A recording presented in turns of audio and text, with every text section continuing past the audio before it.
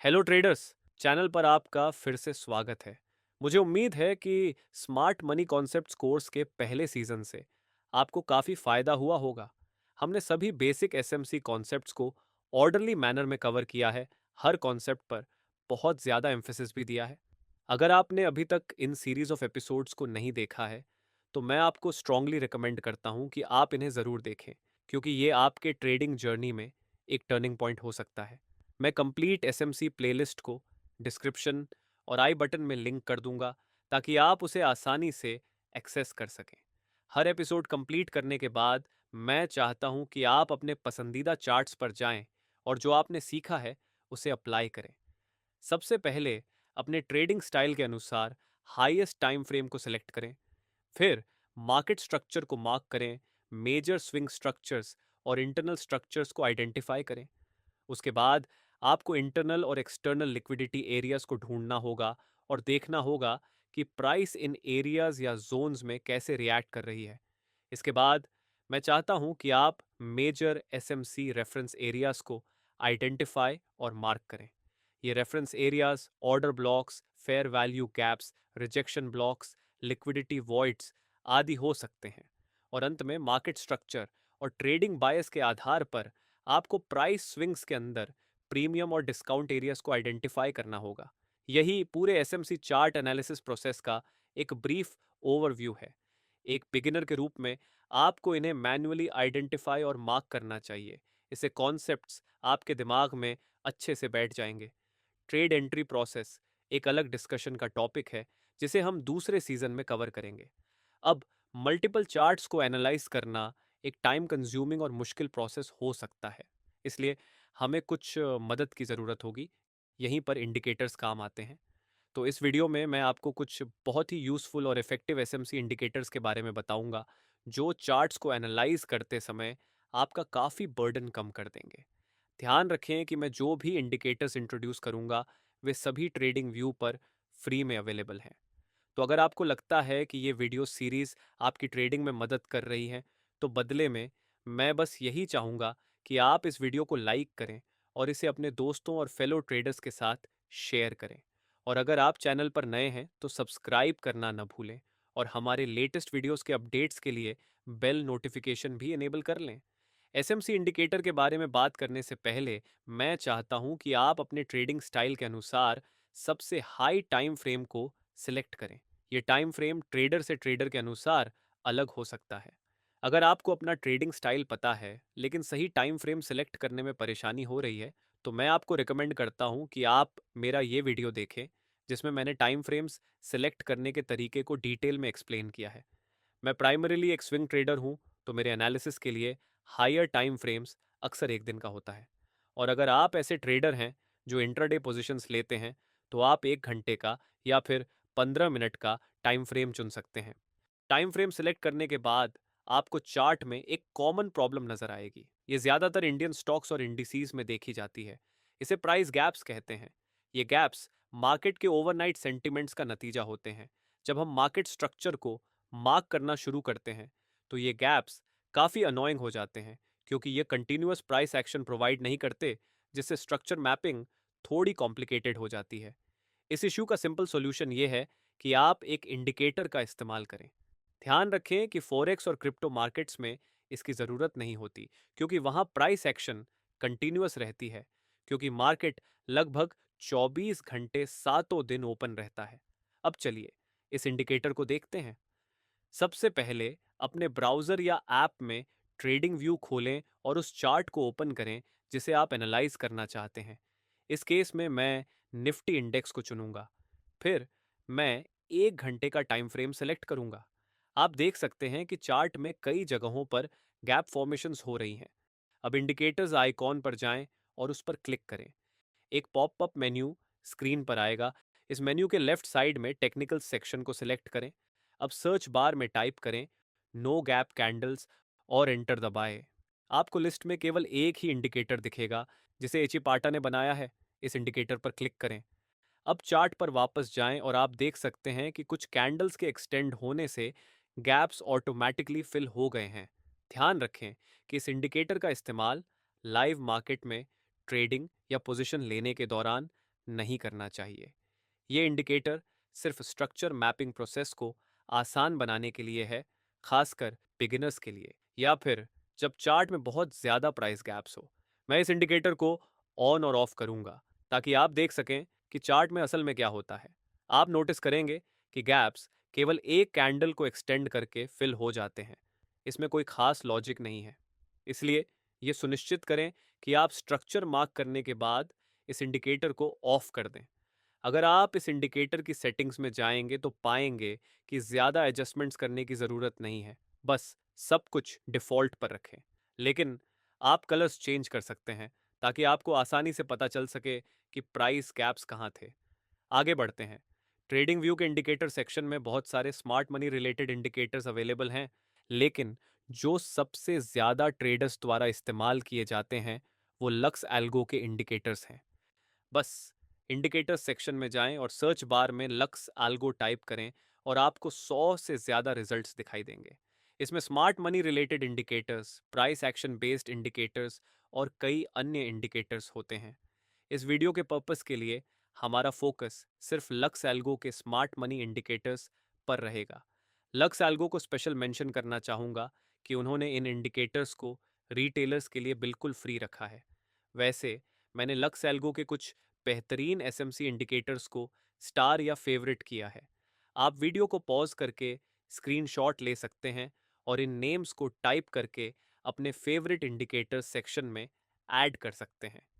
ये indicators traders को काफ़ी फ्लेक्सिबिलिटी प्रदान करते हैं ताकि आप अपनी ट्रेड्स के लिए केवल उन कॉन्सेप्ट्स को चुन सकें जो असल में ज़रूरी हैं।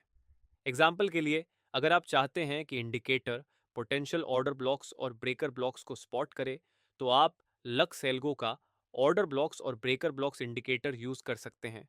लेकिन अगर आप सिर्फ ऑर्डर ब्लॉक्स चाहते हैं और ब्रेकर ब्लॉक्स नहीं चाहते, तो आप order block detector indicator select कर सकते हैं। और अगर आप ऑर्डर ब्लॉक्स नहीं चाहते लेकिन सिर्फ ब्रेकर ब्लॉक्स को स्पॉट करना चाहते हैं, तो आप breaker blocks with signals indicator का इस्तेमाल कर सकते हैं। इसलिए कस्टमाइजेशन का स्कोप एंडलेस है। मैं हर एक इंडिकेटर की डिटेल में नहीं जाऊंगा क्योंकि फिर ये वीडियो बहुत लंबा हो जाएगा और मैं आपके वैल्यूएबल टाइम को इंडिकेटर सेटिंग्स पर बात करके वेस्ट नहीं करना चाहता। ये वर्थ इट नहीं है। इसलिए मैं आपको खुद इन इंडिकेटर्स के साथ एक्सपेरिमेंट करने के लिए छोड़ता हूँ। मुझे लगता है कि अब ट्रेडिंग व्यू ने अपनी बेसिक प्लान पर एक चार्ट पर सिर्फ 2 इंडिकेटर्स तक की लिमिट लगा दी है।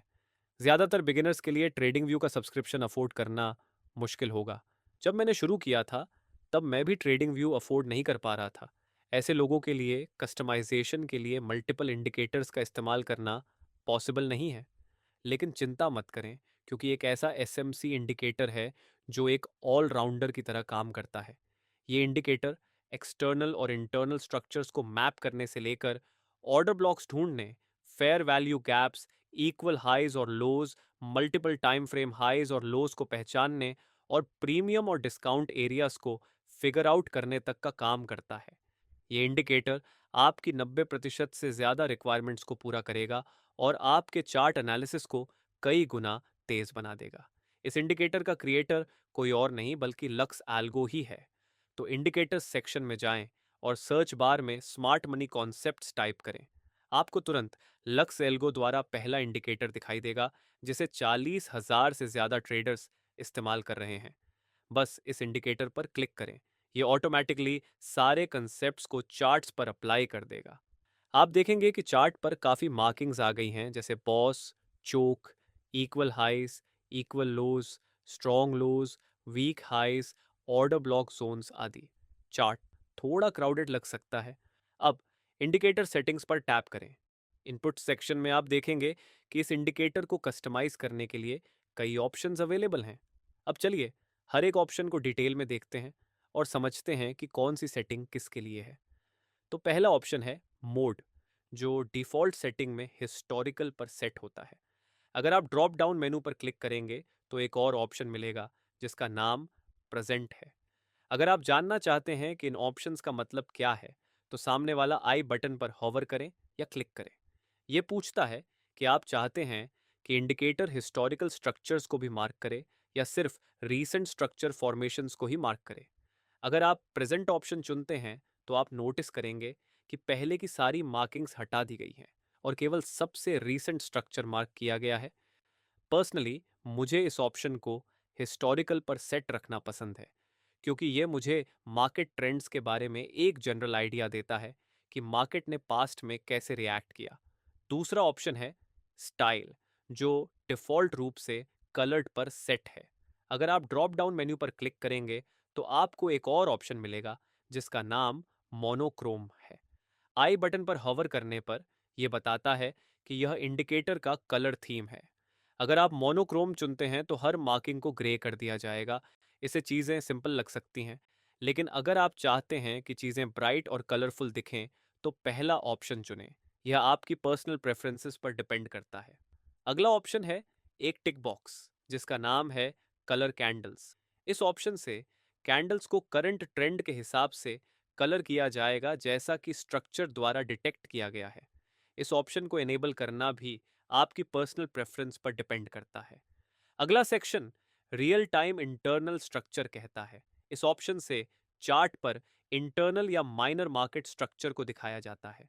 इंटरनल स्ट्रक्चर हमारे एनालिसिस का मेजर कंपोनेंट नहीं होता है, लेकिन अगर आप fast paced trading styles follow करते हैं, जैसे कि जल्दी पोजीशंस में एंट्री और एग्जिट करना और सिर्फ कुछ पॉइंट्स को ग्रैब करना, तो इंटरनल स्ट्रक्चर आपके लिए मददगार साबित हो सकता है।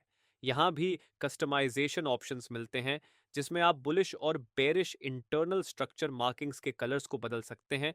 साथ ही आप चुन सकते हैं कि सिर्फ ब्रेक ऑफ स्ट्रक्चर दिखाना है या चेंज ऑफ कैरेक्टर दिखाना है, या दोनों। एक कॉन्फ्लुएंस फिल्टर भी है जो non significant internal structure breaks को फिल्टर कर देगा। मैं फिलहाल के लिए इंटरनल स्ट्रक्चर को अनचेक करूंगा। ऐसा करने के बाद चार्ट काफी साफ सुथरा हो जाएगा। जब आप नीचे स्क्रॉल करेंगे तो अगला section real time swing structure आता है। इस ऑप्शन को इनेबल करने पर मेजर स्विंग स्ट्रक्चर दिखाया जाएगा। इसमें बहुत सारे कंट्रोल्स अवेलेबल हैं। सबसे पहले आप डिसाइड कर सकते हैं कि इंडिकेटर सिर्फ बॉस दिखाए या चोक दिखाए, या दोनों। मैं इसे डिफ़ॉल्ट पर रहने दूंगा। आप मार्किंग्स के कलर्स को भी अपनी पसंद के अनुसार बदल सकते हैं। इसके बाद एक और टिक बॉक्स है जिसका नाम है शो स्विंग पॉइंट्स। इस ऑप्शन को इनेबल करने पर higher highs, higher lows, lower highs और लोअर लोज को मार्क किया जाएगा। डिफ़ॉल्ट नंबर 50 पर सेट है, लेकिन आप इसे बढ़ा या घटा सकते हैं ताकि स्विंग लेबल्स अप्रोप्रिएटली दिखें। अगला tick option most recent strong highs या लोज और वीक हाइज या लोज को डिस्प्ले करने का है। यह भी एक इंपॉर्टेंट ऑप्शन है, इसलिए इसे इनेबल्ड रखें। ध्यान रखें कि मार्केट स्ट्रक्चर हमेशा 100% एक्यूरेट नहीं होता है। इसमें कुछ डिस्क्रिपेंसीज हो सकती हैं, इसलिए आउटपुट को डबल चेक जरूर करें। फिर से स्क्रॉल करने पर अगला सेक्शन ऑर्डर ब्लॉक्स के लिए आता है। इसमें दो ऑप्शन होते हैं, एक इंटरनल ऑर्डर ब्लॉक्स के लिए और दूसरा स्विंग ऑर्डर ब्लॉक्स के लिए। स्विंग ऑर्डर ब्लॉक्स को हाई प्रोबेबिलिटी और high reward to risk order blocks माना जाता है, जबकि इंटरनल ऑर्डर ब्लॉक्स को कम इफेक्टिव माना जाता है। दोनों को डिफ़ॉल्ट रूप से 5 पर सेट किया गया है। इसका सीधा मतलब है कि कितने ऑर्डर ब्लॉक्स चार्ट पर दिखाए जाएंगे। अगर आप चाहें तो इसको बदल सकते हैं। अगला ऑप्शन है ऑर्डर ब्लॉक फिल्टर। यह डिफ़ॉल्ट रूप से एटीआर या एवरेज ट्रू रेंज पर सेट होता है। ड्रॉप डाउन मेन्यू में एक अतिरिक्त ऑप्शन भी होता है जो फिल्टरिंग मेथड के रूप में क्यूमुलेटिव मीन रेंज का इस्तेमाल करता है। आई बटन पर होवर करने पर यह साफ तौर पर बताता है कि क्यूमुलेटिव मीन रेंज का इस्तेमाल तब करना चाहिए जब प्राइस डेटा कम हो, यानी यह मेथड इलिक्विड एसेट्स पर उपयोगी हो सकता है। चूंकि हमारा फोकस सिर्फ लिक्विड एसेट्स पर है, इसलिए हमें फिल्टरिंग मेथड को डिफ़ॉल्ट एटीआर सेटिंग पर ही रखना चाहिए। आपके पास ऑर्डर ब्लॉक्स के कलर्स को बदलने का भी ऑप्शन है ताकि उन्हें आसानी से पहचान सकें। स्क्रॉल करने पर अगला section equal highs and equal lows के लिए है। इस टिक बॉक्स को इनेबल करें। इक्वल हाइज और इक्वल लोज हमें मार्केट लिक्विडिटी को समझने में मदद करते हैं। पहला ऑप्शन पार्स कन्फर्मेशन है जो डिफ़ॉल्ट रूप से 3 पर सेट होता है। इसका मतलब है कि इक्वल हाइज और इक्वल लोज को कंफर्म करने के लिए कितनी कैंडल्स का इस्तेमाल किया जाएगा। जितने ज़्यादा बार्स की ज़रूरत होगी, उतने ही कम इक्वल हाइज और लोज मार्क होंगे, और वाइस वर्सा। इस नंबर को ज़्यादा रखने से हमें ज़्यादा पर्पसफुल इक्वल हाइज और लोज मिल सकते हैं। अगर आप इस नंबर को बहुत छोटा रखते हैं, जैसे 1 पर सेट करते हैं, तो चार्ट पर बहुत सारे रिजल्ट्स मिल सकते हैं, लेकिन वे नॉइजी और कम यूजफुल होंगे। इसलिए इन नंबर्स के साथ खेलें और अपना स्वीट स्पॉट ढूंढें। अगला ऑप्शन थ्रेशोल्ड है, जो डिफ़ॉल्ट रूप से 0.1 पर सेट होता है। सभी इक्वल हाइज और इक्वल लोज परफेक्टली नहीं बनते हैं, उनमें कुछ वेरिएशंस होते हैं। ये ऑप्शन हमें उन वेरिएशंस को कंसिडर करने में मदद करेगा और ऐसे इक्वल हाइज और लोज को डिटेक्ट करने में मदद करेगा जो बिल्कुल परफेक्ट नहीं है। लोअर वैल्यूज जैसे 0.1 रखने से ज़्यादा प्रिसाइज रिजल्ट्स मिलेंगे और लिमिटेड रिजल्ट्स आएंगे। 0 पर रखने से केवल परफेक्टली इक्वल हाइज और लोज दिखेंगे। सेंसिटिविटी को अगर 0.5 तक बढ़ाया जाए तो ज़्यादा रिजल्ट्स मिलेंगे, लेकिन इक्वल हाइज और लोज की वेरिएंस ज़्यादा होगी। इसलिए थ्रेशोल्ड वैल्यू को जितना संभव हो उतना कम रखें। अगला सेक्शन फेयर वैल्यू गैप्स के लिए है। आप पहले से जानते हैं कि फेयर वैल्यू गैप्स क्या होते हैं, कैसे बनते हैं और कैसे काम करते हैं। चेकबॉक्स को इनेबल करने पर इंडिकेटर चार्ट पर फेयर वैल्यू गैप्स दिखाएगा। अगला ऑप्शन ऑटो थ्रेशोल्ड है। इसे भी इनेबल करें क्योंकि ये उन फेल्ड और मिटिगेटेड फेयर वैल्यू गैप्स को फिल्टर करेगा जो अब सिग्निफिकेंट नहीं है। इसके अलावा एक ऑप्शन भी है जिसमें आप उस टाइम फ्रेम को सिलेक्ट कर सकते हैं जिसमें फेयर वैल्यू गैप्स बनते हैं। डिफ़ॉल्ट रूप से ये चार्ट टाइम फ्रेम पर सेट होता है। अगर आप इंडिकेटर को किसी दूसरे टाइम फ्रेम के फेयर वैल्यू गैप्स दिखाना चाहते हैं ताकि कॉन्फ्लुएंस ट्रेड्स ले सकें, तो ये ऑप्शन मौजूद है। आप इम्बैलेंसेस के कलर्स को भी बदल सकते हैं। फेयर वैल्यू गैप्स को एक्सटेंड करना भी सुनिश्चित करें ताकि यह क्लियरली विजिबल हो। इस नंबर को 25 या 30 या उससे ज़्यादा तक बढ़ाएं। फिर से स्क्रॉल करने पर अगला सेक्शन आपको मल्टीपल हायर टाइम फ्रेम्स के हाइज और लोज को सिलेक्ट करने का ऑप्शन देता है। इसमें डेली, वीकली और मंथली हाइज और लोज के ऑप्शंस अवेलेबल होते हैं। इन सभी को इनेबल करें ताकि आपको यह रेफरेंस मिल सके कि प्राइस इन लेवल्स के संबंध में कहाँ है। यह आपको ओवर वैल्यूएशन या अंडर वैल्यूएशन के बारे में एक अच्छा आइडिया देता है। आखिरी सेक्शन है प्रीमियम एंड डिस्काउंट जोन्स। इसे इनेबल करने पर यह आपको सबसे रीसेंट प्रीमियम और डिस्काउंट जोन्स दिखाएगा जो एक स्पेसिफिक प्राइस स्विंग के अंदर होंगे। ध्यान रखें कि यह पीडी अरेज को मार्क नहीं करेगा, बल्कि सिर्फ प्रीमियम, डिस्काउंट और इक्विलिब्रियम जोन्स को डिस्प्ले करेगा, ताकि आपको एक जनरल आइडिया मिल सके कि प्राइस कहाँ ट्रेड कर रही है, क्या यह सस्ता है या महंगा। तो ये इस इंडिकेटर के सभी इनपुट कस्टमाइजेशन सेटिंग्स का ओवरव्यू था।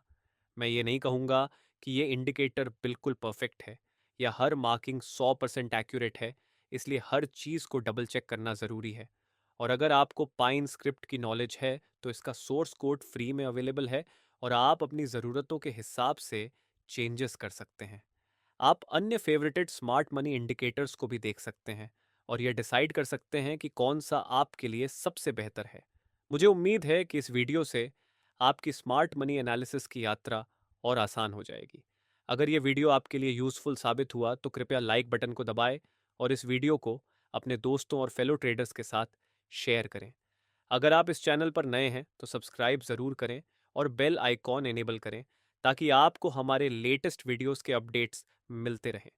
हम आपके फीडबैक और सजेशंस की बहुत कद्र करते हैं, तो कृपया नीचे कमेंट करके हमें बताएं कि आप फ्यूचर वीडियोस में कौन से टॉपिक्स को कवर होते देखना चाहेंगे। मैं आपके सपोर्ट की सराहना करता हूं और अगली वीडियो में आपसे मिलने की उम्मीद करता हूं। तब तक के लिए बाय।